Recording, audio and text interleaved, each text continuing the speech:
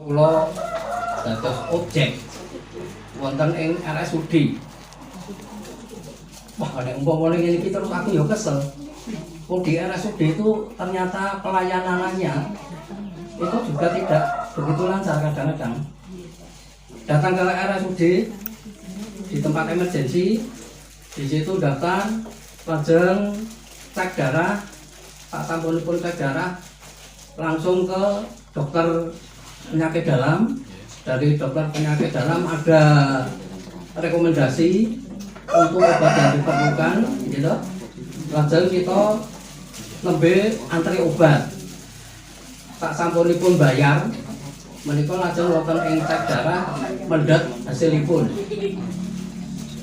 Amati hasil daripada cek darah itu tidak boleh diambil pada saat itu kalau belum ada pelunasan di laboratorium, di apoteker. Iya. Lajeng kula nyobi, wis saiki nyoba wae nganggo herbal yang mungkin tidak banyak istilahnya efek samping. Karena beberapa hasil pengamatan saya juga sering mengamati dan sering membaca itu bahwa yang namanya herbal, meskipun itu herbal tetapi juga ada efek sampingnya. Nah, ternyata dengan OB, oksigen water, itu bisa dikatakan selama 2 bulan itu kok ada perubahan kesehatan pada istri saya. Ya menika nopo, salah satunya adalah BAB-nya itu lancar. Lah, kalau semanten masih atau kalian Budiano Pak? Tidak panggilan kula. Ada perubahan enggak malam? Perubahan dalam arti apa? Kalau saya itu ya fine-fine saja, happy-happy saja. Karena saya memang penggemar olahraga, baik dari masa SD sampai dengan ketua ini. Tetapi istri saya yang perubahannya itu saya sampaikan ke Pak Yatno dan Bu Dia, itu adalah BAB-nya lancar. Dulunya 2-3 hari itu baru BAB. Dengan benar ya, latih sak menika itu bisa 1 hari itu minimal itu 1 kali. Dan kalau mengkonsumsi makanan yang tidak sesuai dengan kondisi perut itu bisa 1 hari 2 kali. Karena memang kalau yakin yang namanya meskipun saya sehat, kalau saya mengkonsumsi terlalu pedas atau terlalu asam itu juga akan memicu untuk BAB. Nah, itu yang saya harapkan dengan BAB yang lancar. Itu juga proses apa yang tadi disampaikan oleh Mas Wantri itu adalah betul-betul bisa dirasakan. Lo yakin kok kalau yang namanya manusia masih beraktivitas tetapi BAB-nya itu 2-3 hari itu tidak keluar. Ya. Ledong doroso gitu. Wes kaya ngono kae. Lajeng kula kadang-kadang hanya pada waktu dulu. Lah ngono kok wet-wet to. Ah, nggih wong iki barang sing wis sisa-sisa yang tidak diperlukan. Apabila itu diwet-wet akan menjadi penyakit. Lah alhamdulillah sekarang sudah lancar. Dan keluhan-keluhan untuk hipertensi itu nampaknya juga sudah tidak seperti dulu. Kalau seperti dulu itu hampir 2 hari sekali ini pusing. Tolong keroki ya B. Lajeng kula nu dalam artian untuk kerokan itu menjadi salah satu andalan bagi istri saya pada waktu itu. Nah, gimana 2-3 hari sekali kudu kon ngeroki itu mesti abang ngarep buru. Kalau sekarang kerokan itu kalau tidak terpaksa sekali dalam artian 3 bulan 1 kali aja belum tentu. Ya, belum tentu minta dikeroki. Nah, itu yang wajib saya mengucap syukur kepada Tuhan Yang Maha Kuasa melalui UB ternyata ada segi positifnya. Dan untuk sementara ini memang saya paling lama 1 bulan 1 kali itu pesen, baik itu kepada Mas Yanto ataupun Budia, itu yang mengkonsumsi semuanya adalah istri saya. Memang saya prioritaskan untuk kesehatan istri saya. Dan alhamdulillah juga istri saya sekarang sudah tidak banyak keluhan. Ya keluhannya nek tanggal tua itu biasa. Oke, nek tanggal tua Pak dompetnya tipis orang. Ya setipis-tipisnya dompet saya masih cukup. Karena saya punya pedoman, tidak perlu kaya tetapi yang penting adalah cukup. Butuh apa cukup, butuh apa cukup.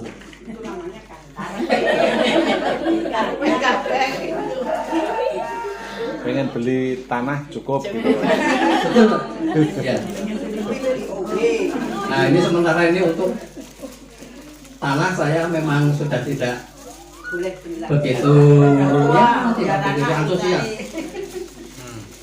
Karena ya ada warisan dari orang tua, baik orang tua maupun mertua, dan ada yang beli sendiri, itu wajib kita syukuri. Karena itu nantinya juga akan kita wariskan kepada anak cucu kita. Dan memang hidup itu hanya 3 hari. 3 hari dalam artian kemarin, sekarang, dan besok. Kemarin itu sudah berlalu, tidak bisa kita ulangi lagi. Besok kita tidak tahu apa yang akan terjadi, tetapi kita tetap berusaha dan berupaya besok itu harus lebih baik daripada hari ini. Hari ini adalah kenyataan yang wajib kita syukuri. Dan satu yang masih menjadi bahan pertanyaan saya pada waktu itu, Budia itu rawuh ke gubuk saya dengan membawa alat apa itu namanya, saya kurang tahu.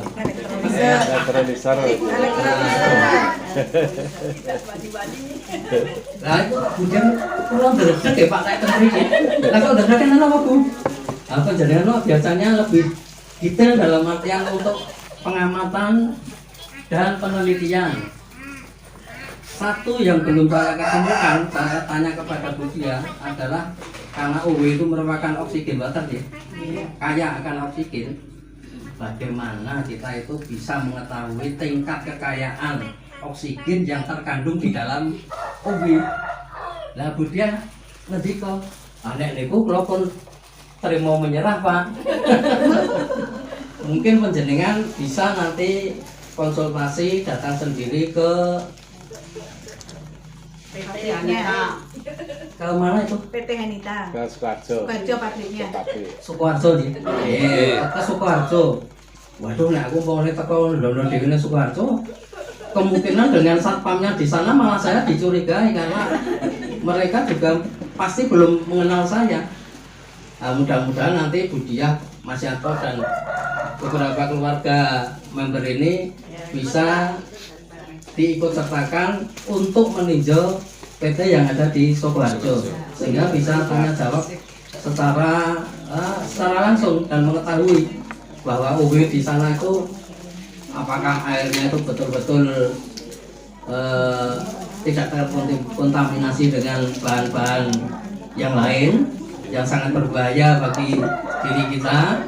Sebab pada waktu ada sosialisasi PDAM mau masuk ke Kali Gitung, itu saya juga sudah pesimis lebih dahulu karena peralatan yang digunakan kan betul-betul harus memenuhi persyaratan.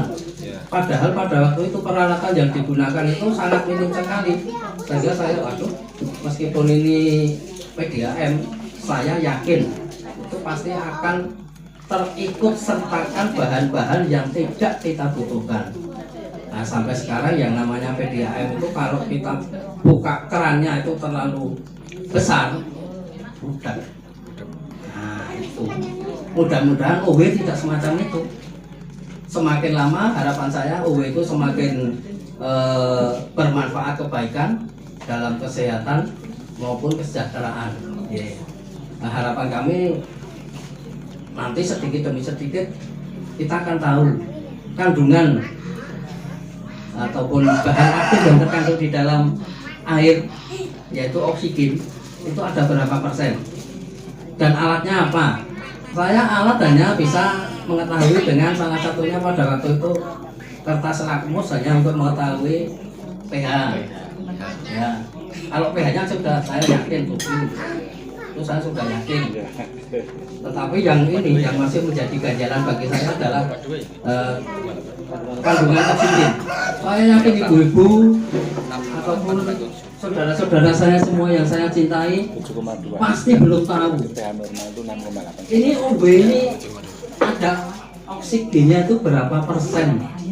Nah ini mudah-mudahan nanti di lain waktu saya bisa memperoleh jawaban dan kejelasan dari bapak-bapak maupun ibu-ibu yang ada kaitannya dengan produk bumi. Langsung saya jawab ini nanti lah. Oh ya. Iya.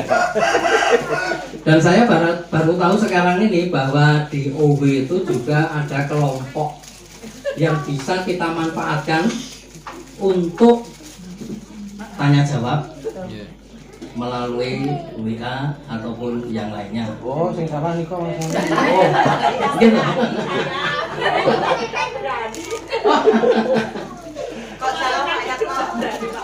Mungkin hanya itu dulu yang dapat kami sampaikan. Ada kurang dan lebihnya, mohon maaf yang sebesar-besarnya. Waktu saya kembalikan dan sangat terima kasih sekali atas undangan yang disampaikan oleh keluarga besar dari Bapak Suyarto. Monggo.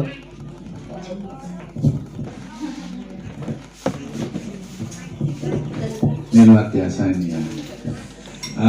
Terima kasih Pak Slamet ya atas apa yang disampaikan.